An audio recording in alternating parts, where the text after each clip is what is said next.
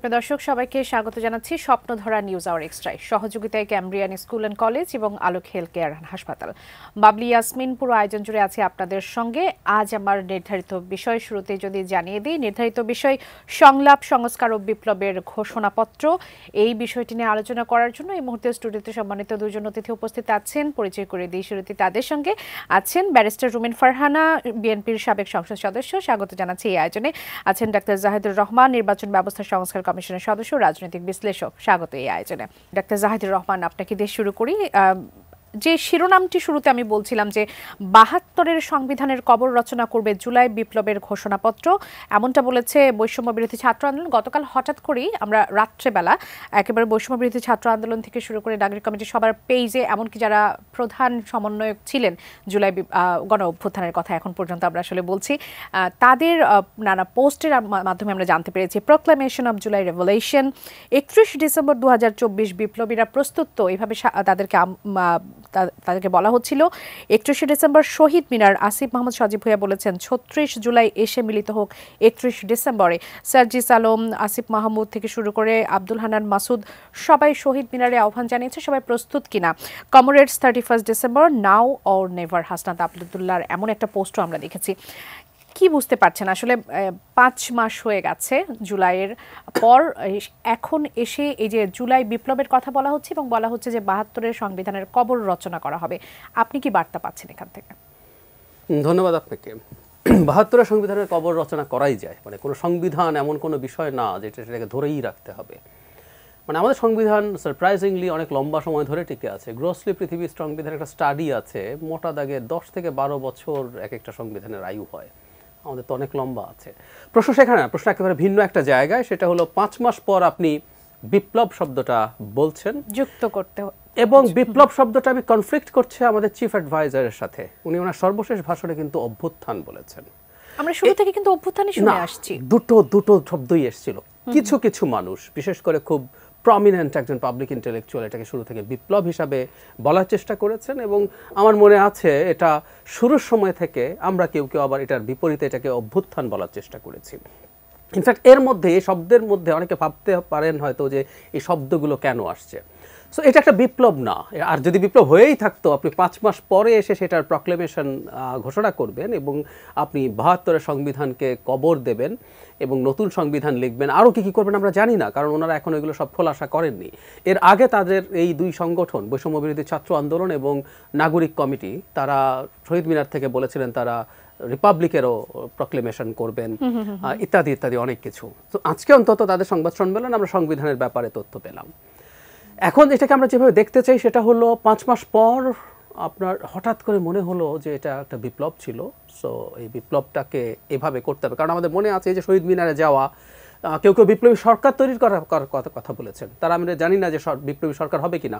উপদেষ্টা জনাব নাহিদ ইসলামকে এই প্রশ্নটা করা হয়েছিল আজ, উনি বলেছেন এটা কালই দেখা যাবে। তার মানে হচ্ছে আমরা সেটার জন্য একটু অপেক্ষা করতে চাই, কারণ কাউকে আমরা দেখেছি যে তারা বিপ্লবী সরকার তৈরি করার মাধ্যমে বাংলাদেশের যে প্রিভিয়াস যত কিছু আছে সংবিধান এবং আইন সহ সব কিছু ওটা মৃত, ওটার আর কোনো এক্সিস্টেন্স নাই। নতুন করে অর্ডার দিয়ে সরকার যদি মনে করে কিছু কিছু অংশ রাখবে, কিছু অংশ বাদ দেবে, সেগুলো অর্ডার দিয়ে যখন এই ধরনের বিপ্লব হয়, বিপ্লবোত্তর সমাজে এগুলো হয়, সো সেভাবে দেশ চালাতে হবে। নরমালি কি দেখতে পাচ্ছেন যে মানে যদি সবকিছু বাতিল হয়ে যায় তাহলে এই যে অন্তর্বর্তীকালীন সরকার সেটিও কি বাতিল হয়ে যাচ্ছে না? না, দুটো ব্যাপার। আপনি সরকারটা রাখতেও পারেন, মানে যখন আপনার সংবিধান এবং সব আইন এক্সিস্ট করে না তখন আপনি কতগুলো অর্ডার দিতে পারেন যে ঠিক আছে আমরা সংবিধান, আপনি কিন্তু বলতেও পারেন যে তখন অর্ডার দিয়ে সংবিধানের এই অংশগুলো নেক্সট সংবিধান আসার পর্যন্ত কার্যকর থাকবে, এই আইনগুলো কার্যকর থাকবে, বা এই আইনের এত অংশ কার্যকর থাকবে, এগুলো চ্যালেঞ্জ করা যাবে না, কারণ আপনি যেহেতু সংবিধানকে বাতিল করছেন।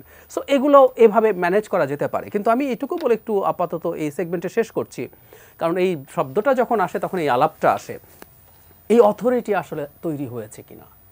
মানে যখনই একটা আন্দোলনের মাধ্যমে কোনো একটা স্বৈরাচারী সরকারের পতন ঘটানো হয়, সেটাই কি বিপ্লব? এরশাদেরও পতন ঘটিয়েছিলাম আমরা, ওটাও কি বিপ্লব ছিল?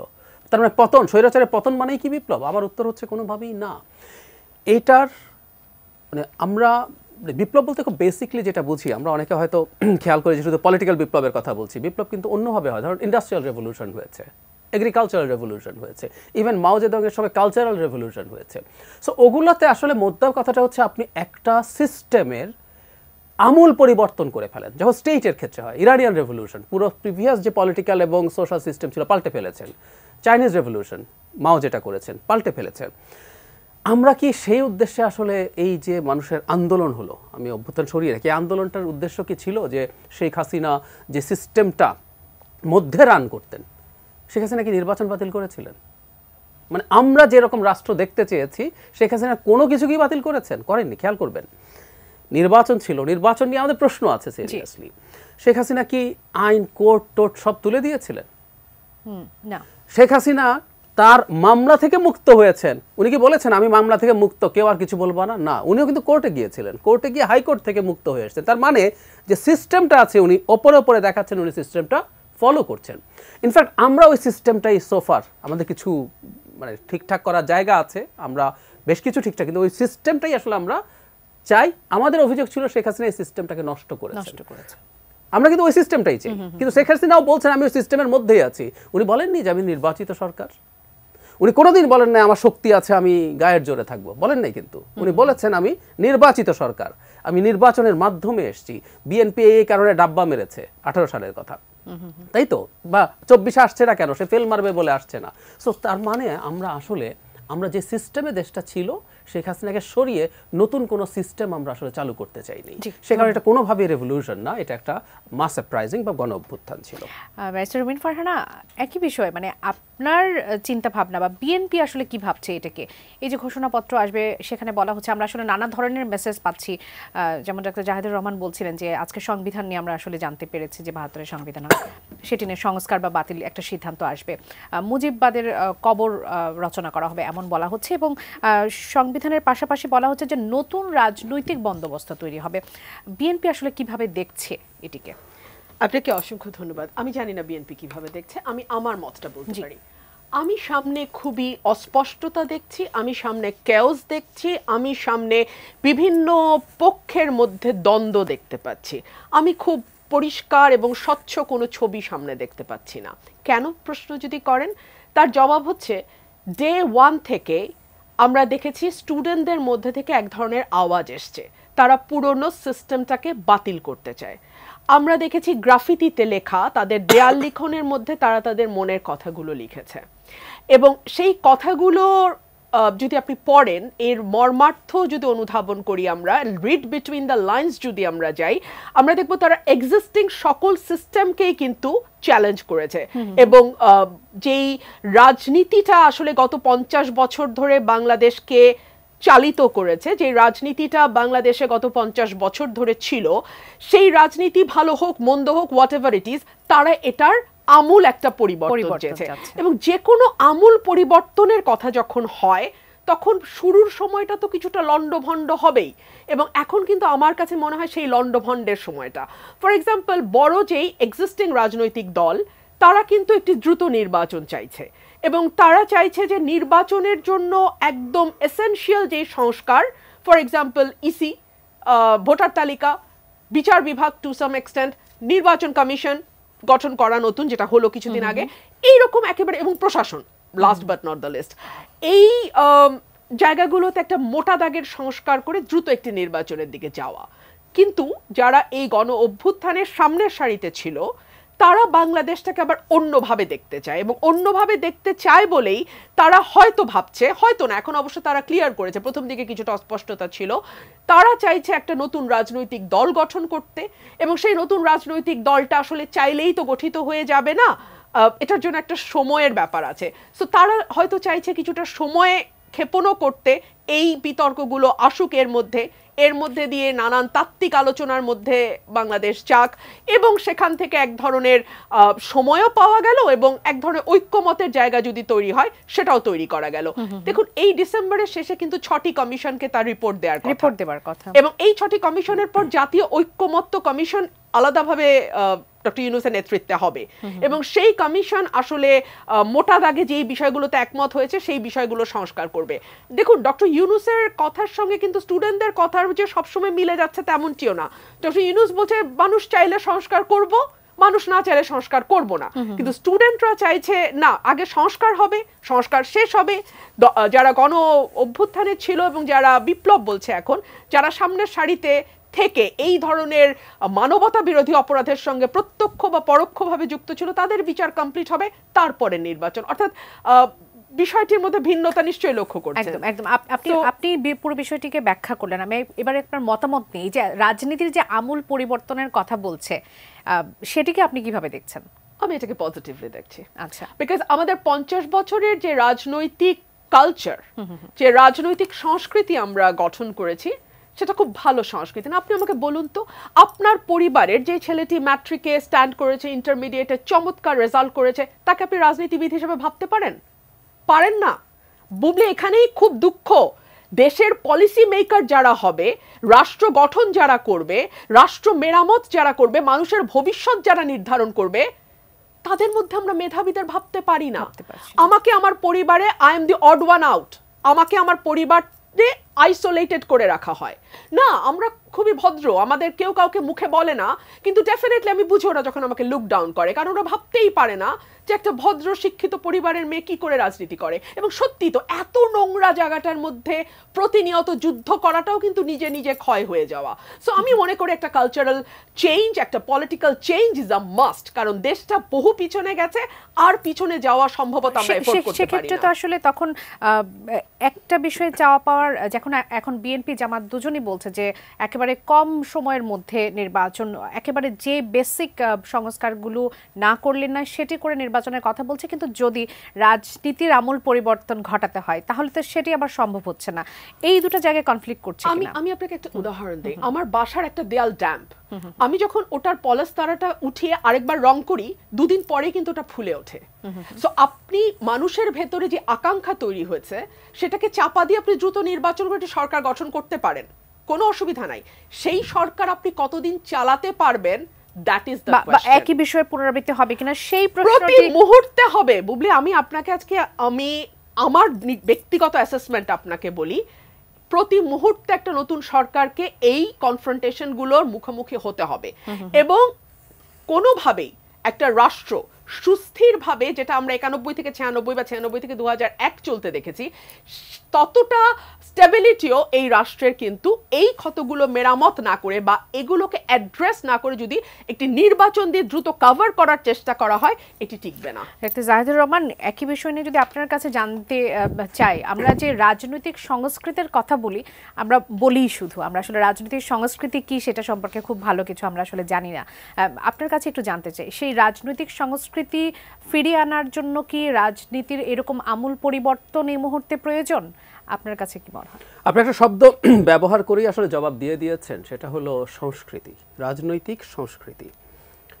আমরা একটু মাওয়ের কালচারাল রেভলিউশনে যদি যাই, এটা একটা বাহানা ছিল। উনি আসলে একটা পর্যায়ে ওনার নেতৃত্ব চ্যালেঞ্জের মুখে পড়লো, তখন উনি বলতে শুরু করলেন যে এর মধ্যে প্রতিবিপ্লবীরা ঢুকেছে এবং ফিউডাল ব্যবস্থার অনেক কিছু রয়ে গেছে। উনি একটা কালচারাল রেভলিউশন শুরু করলেন, ঘাড় ধরে বছরে। ওরা তো ইয়াং স্কুল বয়দেরকে লাগিয়ে দিয়েছিলেন, তারা ওখানে যায় সেখানে যায়, যেখানে তার সাথে বিপ্লবের সাথে সামঞ্জস্যহীন জিনিস দেখছে, একটা স্কাল্পচার দেখছে ভেঙে ফেলছে, একটা নাটক চলছিল ওর মধ্যে ফিউডাল স্টোরি আছে, ওটা বন্ধ করে দাও। এভাবে করে তারা কালচারকে রেভলিউশনাইজ করার চেষ্টা করেছে। রেজাল্ট হচ্ছে হয় নাই। কালচার কোনোদিন রেভলিউশন দিয়ে ঠিক করা যায় না, আমি বিশ্বাস করি সিরিয়াসলি। সো রাজনৈতিক সংস্কৃতি এভলিউশন, বিবর্তনের মাধ্যমে আসলে পরিবর্তন, রেভলিউশন দিয়ে কালচার পাল্টানো কোনোদিনও যাবে না। ধরুন এই সরকার 5 বছর থাকলো, ধরে নিলাম, ওনারা থেকে নানান রকম সংস্কার প্রস্তাব, আইন করলেন, ওটা করলেন, সেটা করলেন, তারপর 5 বছর পর নির্বাচন হলো। আমরা ধরে নেই সেখানে রুমিনের দল জিতলো, তার দলের যদি সংস্কৃতি পরিবর্তন না হয়ে থাকে, তো 5 বছর থেকে সংস্কার করে কি লাভ হলো?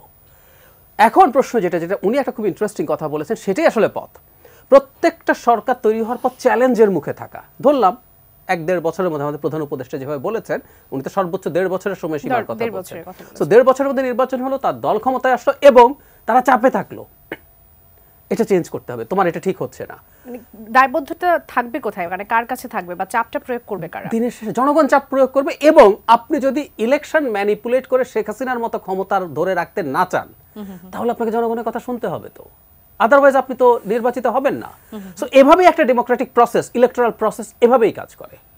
ইলেকশন একটা ডেটারেন্ট, আপনাকে সীমাহীন খারাপ হতে বাধা দেয় সে। সো এভাবেই কালচার পাল্টায়, কালচার কিন্তু দীর্ঘ সময় নিয়ে পাল্টায়, এটাই নিয়ম। কালচার আমাদের রক্তের মাংসে মিশে যায়।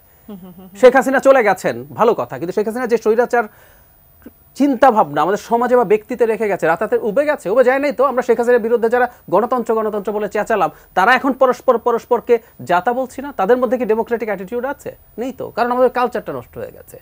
এটা রাতারাতি হয় না। তাহলে নতুন রাজনৈতিক বন্দোবস্তের কথা যেটি বলা হচ্ছে, সেটির সম্ভাবনা কতটুকু দেখতে পান? আমি খুব, এখন বন্দোবস্ত একটা হতে হবে। এখন সমস্যা হচ্ছে বন্দোবস্তের মধ্যে কতগুলো জিনিস থাকবে, এটা নিয়ে আমার বিতর্ক আছে। আচ্ছা, কেউ অনেক বেশি কিছু চায়, আমি এত আশাবাদী মানুষ না। আমি তুলনায় অনেক বেশি রিয়ালিস্ট, আমি আরো বেশি বাস্তবতা বুঝতে চাই। কিন্তু কিছু বেসিক, যেমন ধরুন আমরা নির্বাচন আর ম্যানিপুলেট করব না। তত্ত্বাবধায়ক সরকার যে হবে, এটা তো বিএনপিও এখন চাইছে। ইভেন আওয়ামী লীগকে জিজ্ঞেস করেন, তারা যদি নির্বাচনে আসতে পারে, আমাদেরকে নানান কিছু শিখিয়েছিল, সে ওর তত্ত্বাবধায়ক সরকার চাইবে। তো আমাদের সবার, ও তো বিএনপি, ধরুন এবার যদি বিএনপি ক্ষমতা আসে, পরের নির্বাচন কি বিএনপির অধীনে সে করবে না? সো আমরা একটা বেসিক, সেটা হচ্ছে আমরা নির্বাচন ম্যানিপুলেট করবো না, তত্ত্বাবধায়ক সরকারটাকে ম্যানিপুলেট করার চেষ্টা করবো না। সো এরকম 2, 3টা 4টা আমরা বিচার বিভাগটাকে মোটা দাগে, এখনো কিন্তু পুরোপুরি স্বাধীন হয় না আমাদের লোয়ার জুডিশিয়ারি, এরকম হাতে গোনা যদি সময় আসে, আমি কতটুকু চাই সেটার একটা লিস্ট, একটা হিসাব আমি দিতে পারবো। সো ওইটুকুতে অন্তত একটা বন্দোবস্ত লাগবে। কিন্তু সমস্যা হচ্ছে আমরা বন্দোবস্ত কেউ এমন পর্যায়ে নিয়ে যেতে চাইছি, এবং আমরা কেউ মনে করছি যে কিছু লিখে টিখে ফেললে, মাথায় একটা স্বপ্ন আছে, সেগুলো সব আমরা বাস্তবায়ন করে ফেলতে পারবো। পৃথিবীর ইতিহাস আসলে তা বলে না। এই জন্য আমি ওই পথটাকে একেবারে ভুল মনে করি। বরং আপনি যখন অনেক বেশি, অনেক বড় এক্সপেকটেশন তৈরি করেন, তখন আসলে পরস্পরের মধ্যে দ্বন্দ্ব, সংঘাত, অবিশ্বাস তৈরি হয়। এটা বরং আমাদের এই যে ন্যূনতম একটা বন্দোবস্তের দিকে যাওয়ার পথটাকে রুদ্ধ করে। আরেকটি বিষয়, বৈষম্যবিরোধী ছাত্র আন্দোলন বা যারা এই প্রোক্লেমেশন করতে যাচ্ছে, তাদের কাছ থেকে এসেছে যে কেন্দ্রীয় শহীদ মিনার থেকে যে ঘোষণাপত্র আসবে, তাতে অপ্রাসঙ্গিক হয়ে পড়বে বর্তমান সংবিধান এবং আওয়ামী লীগ। অপ্রাসঙ্গিক হয়ে পড়বে বর্তমান সংবিধান। আপনি কিছুক্ষণ আগে বলছিলেন যে সংবিধানে অনেক কিছু থাকতে পারে, কোন যেগুলো আসলে তারা যদি প্রয়োজন মনে করেন পরবর্তী সংবিধান কেনার আগ পর্যন্ত বা সংবিধান লেখার আগ পর্যন্ত, সংবিধান লাগেও না। ইনফ্যাক্ট ব্রিটেনে নাই, ইসরায়েলের মানে রিটেন কনস্টিটিউশন নাই, নিউজিল্যান্ডে নাই। সো ওটা কোনো সমস্যা না, ওটা দিয়ে সমস্যা না। ইভেন আমি বলছি এটার জন্য একেবারে নতুন করে বিপ্লব বলা বা প্রক্লেমেশনেরও দরকার নাই। আমরা যদি ফিল করি আমাদের একটা নতুন সংবিধান দরকার, it's very much possible. Barrister Rumeen Farhana, আপনার কাছে ছিলাম একটি প্রশ্ন নিয়ে, যে এই যে 5 মাস পর কেন তারা প্রয়োজন মনে করলো যে এখন তাদের বিপ্লবের ঘোষণাপত্র আসলে দেওয়া উচিত?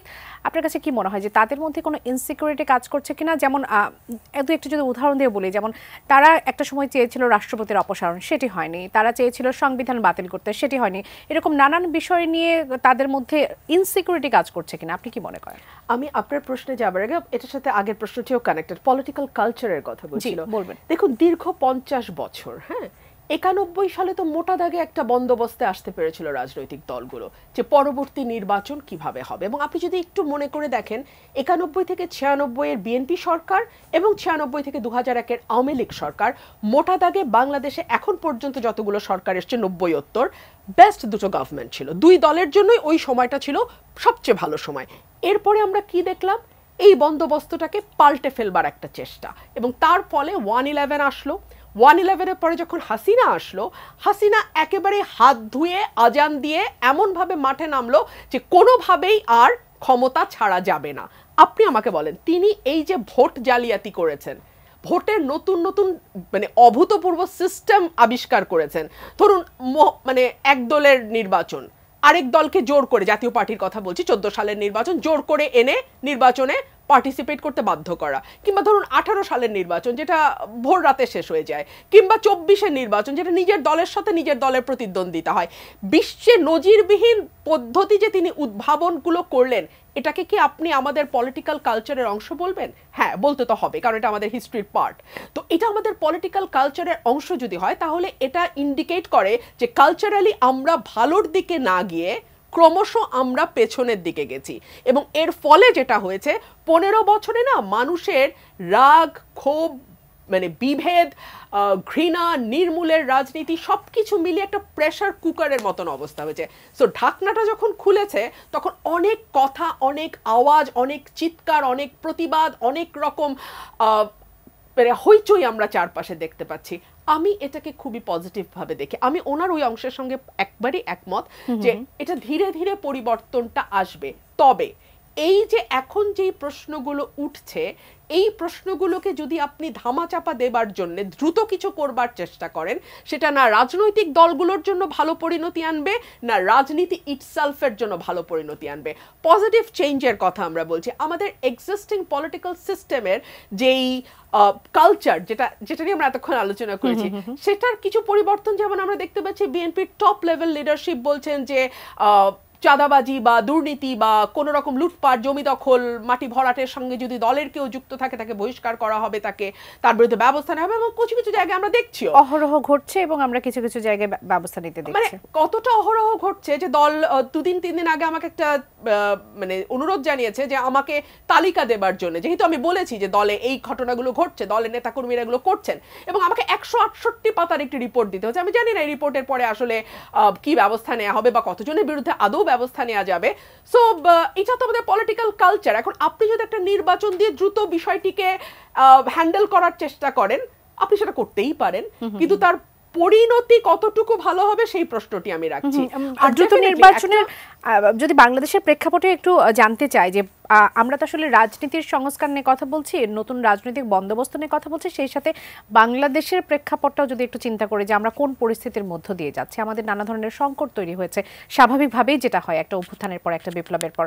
সেই সংকটগুলোর প্রেক্ষাপটে এখন নির্বাচনটা কতটুকু জরুরি বলে আপনি মনে করছেন, সেই যদি একটু ছোট করে নেই। আমি একটা কথা বলি, কিছু সংস্কার করে, যেটি আমাদের প্রধান উপদেষ্টা বলেছেন, কিছু সংস্কার করে যে সংস্কারগুলোর ব্যাপারে রাজনৈতিক দলগুলো ঐক্যমতে যাচ্ছে, এবং বাকি সংস্কারগুলোর ব্যাপারে যেই বিষয়গুলোতে সাধারণ মানুষ এবং রাজনৈতিক দলগুলোর মধ্যে মোটা দাগে একটি ঐক্যমত তৈরি হয়েছে, সেগুলোর একটা চার্টার করে যে যেই দলই ক্ষমতায় আসুক তাকে এগুলো ইমপ্লিমেন্ট করতে হবে, এবং তারা যদি ইমপ্লিমেন্ট না করে তার কনসিকুয়েন্সও তাদেরকে ভোগ করতে হবে। সো এরকম এক ধরনের জেন্টলম্যান এগ্রিমেন্ট ছাড়া এই মুহূর্তে আমি আসলে কোনো সমাধান দেখতে পাচ্ছি না। বিকজ অনির্দিষ্টকালের জন্য এভাবে চলাটাও জাতির জন্য খুব আশাদায়ক নয়।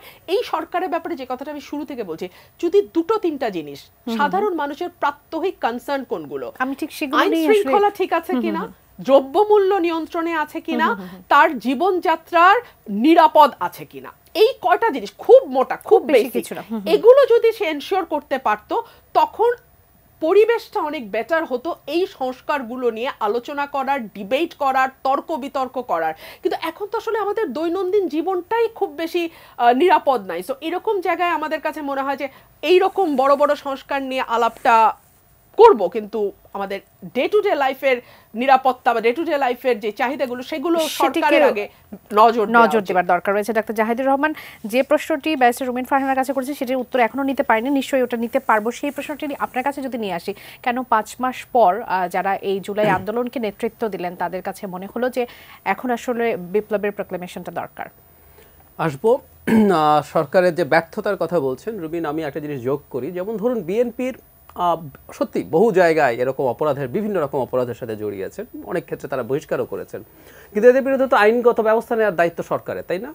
তো সরকার কি নিয়েছে?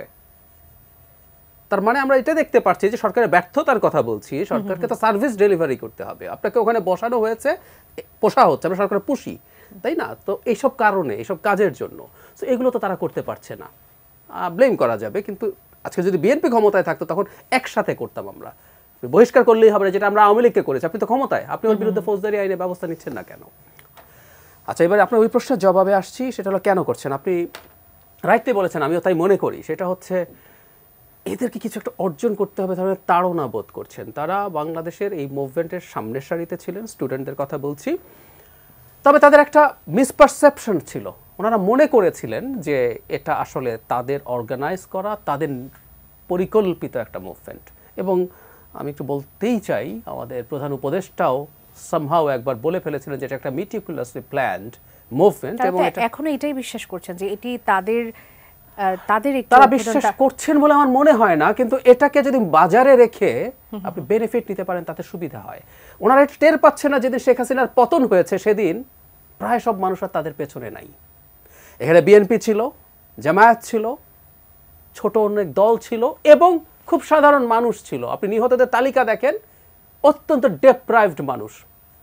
শেখ হাসিনার মন্ত্রীরা, এমপিরা তখন টকশোতে এসে বলতো টোকাইরা করেছে। ইয়াস, তারা বিদ্রুপ করে যে কথাটা বলছে, আমাদের এই বঞ্চিত, নিপীড়িত, অর্থনৈতিক ক্লাসে অনেক নিচে থাকা মানুষ, তারাও মাঠে নেমে এসেছিল। দল টল না, ও খেতে পারছে না, ও চলতে পারছে না। সো ওরা তো আর নেই, কিন্তু তাদের ওই ইলুশনটা রয়ে গেছে সামহাউ। এখন আপনি যে দুটো বলেছেন, আমি সাথে আরেকটা যোগ করি, মিস্টার মুস্তাফা সরোয়ার ফারুকীর উপদেষ্টা পদ থেকেও তাকে সরাতে হবে বলে তারা আলটিমেটাম দিয়েছেন, চাপ দিয়েছেন, সেটাতেও তারা আসলে ফেল করেছে। তো ফলে তাদের আসলে এখন এই কর্তৃত্বটা লাগবে। এবং আমি ধারণা করি প্রধান উপদেষ্টা ধীরে ধীরে তাদেরকে আসলে যতটা গুরুত্ব দিতেন সেটা দিচ্ছেন না। উদাহরণ হচ্ছে, প্রধান উপদেষ্টা আগের, আমি খুব মন দিয়ে, এই শব্দের একটা রাজনীতি আছে এই পোস্ট 5 আগস্ট, সেটা হলো অভ্যুত্থান না বিপ্লব। প্রধান উপদেষ্টা কিন্তু তার এর আগের প্রত্যেকটা ভাষণে বিপ্লব বলেছেন। This is the first time, এই যে 16 ডিসেম্বর যে ভাষণ দিলেন সেখানে উনি অভ্যুত্থান বলেছেন। ওনারা বলছেন যে সংস্কার করতে হবে, এই সরকারের গুরুত্বপূর্ণ ম্যান্ডেট এটা। ডক্টর ইউনূস সাক্ষাৎকারে তো রুমিন বললেন, সাথে আমি একটা শব্দ উনি ব্যবহার করেছেন বলবো, ডেইলি স্টারে উনি বলেছেন আমরা ফ্যাসিলিটেটর, আমরা কোনো শাসক না। উনি ফ্যাসিলিটেট করবেন, সেটার উপরে যা করেন। কিন্তু এই সরকারে থাকাই দুই ছাত্র উপদেষ্টা স্পষ্টভাবে বলছেন সংস্কার হতেই হবে, শুধু নির্বাচনের জন্য হয়নি। তাতে আমরা দেখতে পাচ্ছি আসলে এনাদের সাথে এক ধরনের দ্বিমতের জায়গা তৈরি হয়েছে। ফলে তারা নিজেদেরকে একটু কম পাওয়ারফুল মনে করছেন। না হলে সরকারে থেকে, আপনি নিজে পড়ে শোনাচ্ছিলেন জনাব আসিফ মাহমুদ কি বলছেন, সরকারের একজন উপদেষ্টা এখানে এভাবে বলতে পারেন না, এবং আজ প্রেস সচিবকে বলতে হয়েছে সরকারের সাথে এটার কোনো সম্পর্ক নেই। কিন্তু সম্পৃক্ততা যদি না থাকে, একজন মানে পদে থাকা উপদেষ্টা তো এভাবে বলতে পারেন না এটার সাথে। তো ফলে তাদের আসলে কিছু একটা করতে হবে। এবং আমি এর পেছনে কিছুটা ষড়যন্ত্র, মানে সরকারি তো এখন ষড়যন্ত্র শব্দটা প্রচুর ব্যবহার করে, ষড়যন্ত্র দেখতে পাচ্ছি। আমি একটা জিনিস যোগ করতে চাই, দ্য ইকোনমিস্ট পত্রিকা যে বাংলাদেশকে 24 সালের সেরা দেশ বলেছে, তার কারণ কিন্তু শুধু শেখ হাসিনাকে পতন এবং পালিয়ে যেতে বাধ্য করে না। কারণ শেখ হাসিনার চাইতে আরো কঠিন ভদ্রলোক বাশার আল আসাদ, তার পালিয়ে যাওয়ার অনেক বড় ঘটনা। 13 বছর রীতিমতো অস্ত্র হাতে যুদ্ধ করতে হয়েছে, অনেকগুলো গ্লোবাল সুপার পাওয়ারের মধ্যে জড়িত ছিল, কিন্তু সিরিয়া সেকেন্ড হয়েছে, আমরা ফার্স্ট হয়েছি। ইকোনমিস্ট আমাদের কারণে ওটা তো লিখেছে, তারপরে যেটা জরুরি কারণ সেটা হচ্ছে ডক্টর ইউনূসের নেতৃত্বে আমরা একটা বেশ স্টেবিলিটি অর্জন করতে পেরেছি। এই ধরনের অভ্যুত্থানের পর স্টেবল সিচুয়েশন কিন্তু সোজা না, কিন্তু আমরা একটা স্টেবিলিটি, একটা স্থিতিশীলতা তৈরি করেছি। বাশারের ওখানে সিরিয়াতে যেটা হয়েছে, যারা দখল করেছে, মানে ক্যাপিটাল দামেস্ক দখল করেছে, তাদের হাতে খুব অল্প অংশই আছে, একজনে একটা, আরেকজনে একটা, 8-10টা ছোট বড় গ্রুপের অধীনে। সো তো স্টেবিলিটি আসে নাই, সেজন্য কিন্তু সে ফার্স্ট হয় নাই, যদিও বাশারকে সরানো অনেক বড় ক্রেডিট। এই যে একটা স্থিতিশীলতা আছে, এই স্থিতিশীলতা নষ্ট করার একটা পসিবিলিটি আমি দেখছি। কারণ বিএনপি এটার সাথে সিরিয়াসলি কনফ্লিক্টে যাবে। এবং আমি আবারও বলছি, এটা করা যাবে না তা না, আলোচনাটা তো হতে পারতো। আমি আরেকটা উদাহরণ একটু পেছনে যাই। ওনারা ঘোষণা করে দিলেন রাষ্ট্রপতিকে সরাতে হবে, এবং আলটিমেটাম দিয়ে দিলেন। এরপর বিএনপি বলল ওনারা চান না সরানো হোক। পরে তারা কিন্তু ঠিকই বিএনপির সাথে আলোচনা করতে গেলেন, এবং আলোচনা কিন্তু করব কি করব না না, কিভাবে করব সেই আলোচনা, এবং শেষ পর্যন্ত পেরে ওঠেন নাই। প্রোক্লেমেশনের ব্যাপারে তারা বলছে যে রাজনীতিবিদরা তাদের সাথে যুক্ত হতে পারে, কিন্তু তারা আলোচনায় কিন্তু এটাই বলতে যাচ্ছে। এই যে এটাই প্রবলেম। এবং আমাদের আরেকটা প্রবলেম যোগ হয়েছে, সেটা হচ্ছে এই অভ্যুত্থানের ক্রেডিট ক্লেম করা। কে এটার মূল চালিকা শক্তি, কে এটার মাস্টার মাইন্ড, কে এটার মূল মানুষ, এবং ব্যর্থতা 28 অক্টোবর কেন পারা যায়নি, আপনারা পারেন না, আপনাদেরটাকে আসে না, আমাদেরটাকে, এই করতে করতে যেটা হয়েছে, কতগুলো পক্ষ আলাদা আলাদা, প্রত্যেকের ইন্টারেস্ট তো ডিফারেন্ট। আমি যদি এখন বলি নির্বাচন হলে বিএনপি এখন নির্বাচিত হবে, ও আগে নির্বাচন চায়, ওনারা দল করছেন, ওনাদের 5 বছর সময় হলো, ওনারা দল গোছাতে পারেন, ওনারা সুবিধা হয়। সুতরাং সংস্কার বিচার এগুলো আসলে রেটরিক। ফারহান, আপনার কাছে একটি প্রশ্ন রেখে গিয়েছিলাম, আমি আবার প্রশ্নটা করব। না, ঐক্যমত না হয়ে ফাটল কেন? আমি তো মনে করি যে এটা অবশ্যম্ভাবী ছিল। অবশ্যম্ভাবী ছিল এই কারণে, এই যে 5 আগস্টের আগ পর্যন্ত সারা বাংলাদেশের মানুষ, আওয়ামী লীগের একেবারে খুবই সুবিধাভোগী গোষ্ঠী ছাড়া পুরো বাংলাদেশ কিন্তু একদিকে ছিল, এবং তাদের একটাই দফা ছিল, একটাই দাবি ছিল, হাসিনাকে স্টেপ ডাউন করতে হবে, হাসিনাকে নামতে হবে। কিন্তু এরপরে যত সময় এগোলো, যত সামনের দিকে দিন পার হলো, তত প্রত্যেকটা মানুষ তার যার যার হিসাব নিকাশের খাতা খুললো। ধরুন যেই ব্যক্তিটি একটি রাজনৈতিক দল করে, সেই রাজনৈতিক দলের একটা নিজস্ব পরিকল্পনা আছে, তাদের নিজস্ব লাভ ক্ষতির হিসাব আছে। সো সেই দলটি তার লাভ ক্ষতির হিসাব থেকে কথা বলবে। আবার যারা অন্য কোনো দল করছে তারাও তাদের, ফর এক্সাম্পল শুরুতে কিন্তু জামাত বলেনি যে দ্রুত নির্বাচন চায়, তারা বলেছিল নির্বাচনের জন্য আমরা অভ্যুত্থান করি নাই, আমাদের আরো সময় লাগবে, বিকজ তাদের মনে হয়েছিল যে তাদের দলটাকে আরেকটু গুছিয়ে নিতে তাদের আরেকটু সময় লাগবে। এখন যেটি বৈষম্য বিরোধী ছাত্র আন্দোলনের ব্যাপারে উঠছে, ডেফিনেটলি যত বেশি সময় তারা পাবে তারা আরেকটু ওয়েল অর্গানাইজড হবে, আরেকটু মানে রুট লেভেলে, গ্রাসরুট লেভেলে তারা তাদের কমিটি দিতে পারবে, তাদের লোকজন জড়ো করতে পারবে, একটা ভোটের মাঝে অনুকূল অবস্থায় তারা যাবে। সো প্রত্যেকে যার যার হিসাব নিকাশ থেকে বসছে। তবে এখান থেকে মানুষের যে জায়গাটা পিক করার, ফর এক্সাম্পল বিএনপি দ্রুত নির্বাচন চাইছে, কারণ যত দ্রুত হবে তত বেশি আসন পাবে, যত সময় যাবে তত নানান তথ্য সামনে আসতে থাকবে এবং মানুষের একটা, এবং নতুন দলের যে জায়গার কথা বলছেন সেটিও তো একটা চ্যালেঞ্জিং ব্যাপার হয়ে যাবে, এবং তারা চাচ্ছে দেরিতে তাদের হিসাব থেকে। বাট মানুষের কোথায় ফোকাস করার কথা, মানুষের যেখানে ফোকাস করা উচিত, বা এই পুরো দ্বন্দ্ব কোন্দল থেকে যেই জায়গাগুলো উঠে আসে, সেটা হচ্ছে যে একটা পরিবর্তনের আওয়াজ কিন্তু আমরা শুনতে পাচ্ছি। এবং এই পরিবর্তনটি সত্যি কাগজে কলমে লিখে সব পরিবর্তন হয় না। পৃথিবীর সর্বশ্রেষ্ঠ সংবিধানও আপনাকে সুশাসনের নিশ্চয়তা দিতে পারে না যদি না আপনি সদিচ্ছা থাকে আপনার, এবং দিন শেষে মানুষের কাছে আপনাকে ফিরতে হয়, যেটি জাহেদ বারবার বলে যে ইলেকশন প্রসেসটা যদি ম্যানিপুলেটেড না হয়, প্রসেসটা যদি চলতে থাকে, দিন শেষে একটা অবস্থায় গিয়ে একটা জাতি দাঁড়ায়। তো ওই জায়গাগুলো, ওই মোটা দাগের জায়গাগুলোতে ঐক্যমতে আসা এবং পরিবর্তন, রাজনীতির গুণগত পরিবর্তনের যে আওয়াজটা এসছে, এটাকে আমি খুবই পজিটিভলি নেই, বিকজ দীর্ঘ সময় আমাদের ওই কথা শুনে গেছে, আই হেট পলিটিক্স জেনারেশন আমরা। সো ওই জায়গাটা থেকে একটা পরিবর্তন, ওই জায়গাটা থেকে দেশের রাজনীতিতে মেধাবীদের কন্ট্রিবিউশন যতটা বাড়ানো যায়, এটি একদিনে হবে না, এক বছরে হবে না, এটা একটা দীর্ঘ সময়ের ব্যাপার। তবে আওয়াজটা যে উঠেছে এটাই পজিটিভ। ডাক্তার জাহিদুর রহমান, একই বিষয়, জাতীয় সংলাপ আমরা করছি ঐক্যমত্যের জন্য, সংস্কারের সবচেয়ে বড় চ্যালেঞ্জ ঐক্যমত্য হবে, কিন্তু সেই ঐক্যে যখন ফাটল ধরছে, যখন আমরা নতুন নতুন চ্যালেঞ্জের সম্মুখীন হচ্ছি, তখন ঐক্যমত্যই যদি না হয় তাহলে সংস্কার আসলে কিভাবে হবে? একদম, আমি আসছি তার আগে একটা জিনিস একটু যোগ করতে চাই। মানে বারবার রুমিন মেধাবীদের রাজনীতির কথা বলছেন, অ্যাগ্রি করি, কিন্তু একটা জিনিস যোগ করতে চাই, সেটা হচ্ছে রাজনীতি না, সব জায়গায় যেমন, বরং রাজনীতিতে আরও বেশি প্রয়োজন, সেটা হচ্ছে রাজনীতিতে সততা দরকার আছে। মানে আমরা আওয়ামী লীগ সরকারের অত্যন্ত মেধাবী কিছু মানুষকে তার সরকারের বিভিন্ন জায়গায় কাজ করতে দেখেছি। আমি নাম তুলে বলি, জনাব তৌফিক ইলাহি চৌধুরী, বীর মুক্তিযোদ্ধা। আমরা কেন যেন ওনারা নিয়ম করেছেন মুক্তিযোদ্ধার সাথে বীর লাগাতে হবে, বীর ইজ এ রিডান্ডেন্ট, মুক্তিযোদ্ধা মাত্রই বীর। উনি বীর বিক্রম খেতাবপ্রাপ্ত। নট অনলি দ্যাট, উনি হার্ভার্ডের পিএইচডি। আমাদের দেশ যে বেঁচে দেওয়ার আলাপ করি, আমাদের এই জ্বালানি সেক্টরে যে লুটপাট হয়েছে তার বড় একটা নেতৃত্ব দিয়েছেন এই মিস্টার তৌফিক ইলাহি চৌধুরী। ব্রিলিয়ান্ট, এককালে দেশপ্রেমিকও ছিলেন।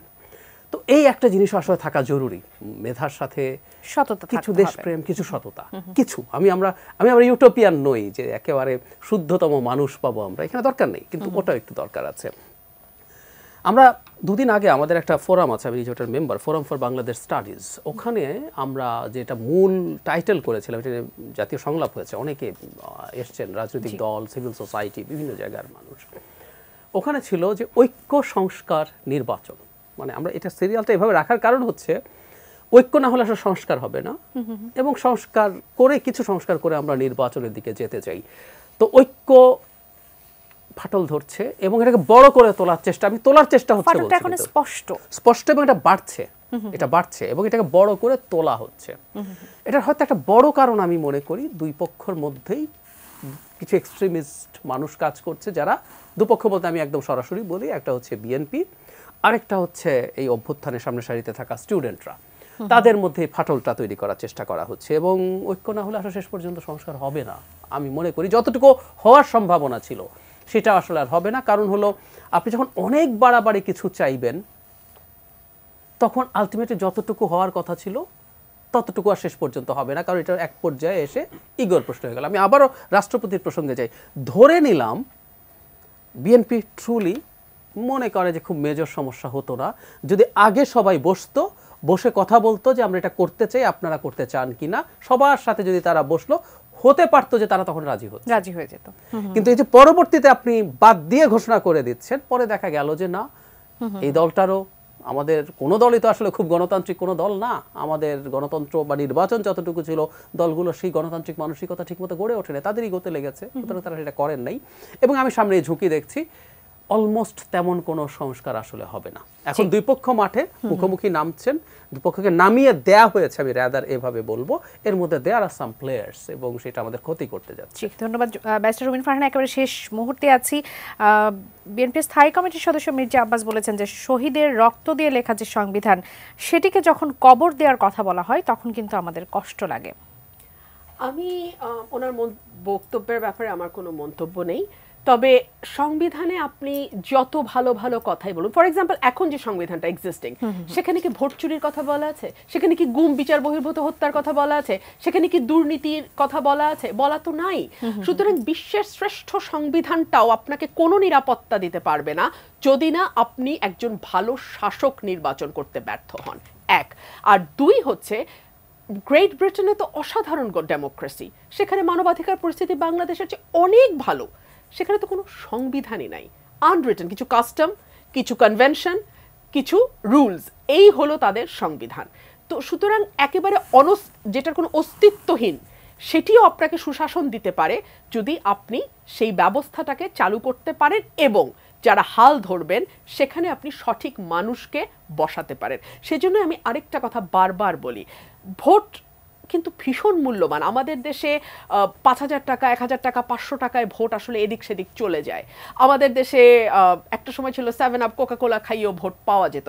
ভোটটা কিন্তু এত সস্তা না। ভোটটা নির্ধারণ করবে আপনার পরবর্তী সময় এবং আপনার পরবর্তী প্রজন্ম আসলে কেমন দেশে বাস করবে। ভোটারদের এখানে একটা অনেক বড় দায়িত্ব, বেশি সচেতন হওয়ার জন্য আমি রিকোয়েস্ট করব, এবং ব্যক্তিকে দেখবেন, এটা খুব জরুরি। অসংখ্য ধন্যবাদ ব্যারিস্টার রুমিন ফারহানা, অসংখ্য ধন্যবাদ ডাক্তার জাহিদুর রহমান আমাদের আয়োজনে যুক্ত হওয়ার জন্য। সুপ্রিয় দর্শক, এতক্ষণ আপনারা যারা আমাদের সঙ্গে ছিলেন, এটা নিউজের সঙ্গে ছিলেন, নিউজ আর এক্সট্রা সঙ্গে ছিলেন, আগামী পর্ব দেখার আমন্ত্রণ জানাই, যেখান থেকে বিদায় নিচ্ছি। ধন্যবাদ সবাইকে, শুভরাত্রি।